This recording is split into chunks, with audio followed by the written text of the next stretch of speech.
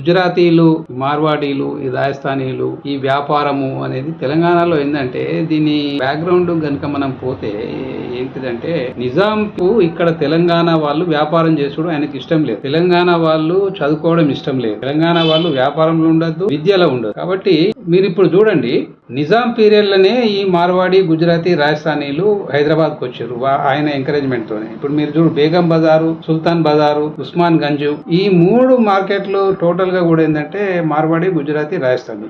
ఇది నిజాం తీసుకొచ్చిండు. వాళ్ళు మహారాష్ట్ర నుంచి కర్నాలను తీసుకొచ్చిండు. Urdu medium school, Telugu medium school పెట్టినప్పుడు టీచర్లు లేకపోతే ఆంధ్ర నుంచి బ్రాహ్మణులను తీసుకొచ్చిండు. నిజామాబాద్ లో అది అక్కడ ఉస్మాన్ సాగర్ ఏదో కడితే అప్పుడు ఇక్కడ రైతులు లేరని చెప్పి ఆంధ్ర నుంచి కమ్ములను తీసుకొచ్చి భూములు ఇచ్చి వ్యవసాయం చేయమన్నాడు. ఆఫ్ఘనిస్తాన్ నుంచి కాబూలోలను తీసుకొచ్చిండు. పైసలు ఎగబడితే వసూలు చేయడానికి కాబూలోలను తీసుకొచ్చిండు. ఉత్తరప్రదేశ్ నుంచి ముస్లింస్ తీసుకొచ్చిండు ఇక్కడికి.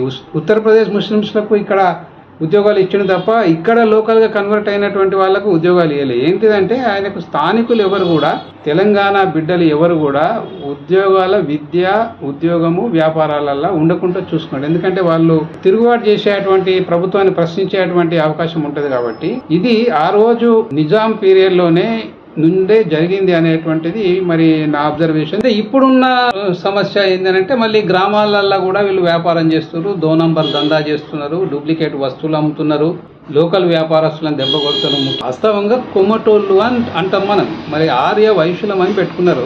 ఆర్య వైశ్యులము అని ఏ రోజైతే వాళ్ళు పెట్టుకున్నారో ఆ రోజే ఖతమైపోయింది వాళ్ళ వ్యాపారం. ఎందుకంటే దే ఆర్ ద్రావిడ కొమ్మటోళ్ళు. ద్రావిడ కొమ్మటోళ్ళు ఆర్య వైశ్యులము అని ఎప్పుడైతే పెట్టుకున్నారో వాళ్ళు ఖతమైపోయారు, వాళ్ళు నంబర్ 2 అయిపోయారు. ఇప్పుడు ఈ ఉస్మాన్ గంజ్ లో గానీ, బేగం బజార్ లో గానీ, మోయింజం మార్కెట్ గానీ, ఈ ఎక్కడ కూడా మనం తెలంగాణ కొమ్మటోళ్ళ వ్యాపారం ఉండదు.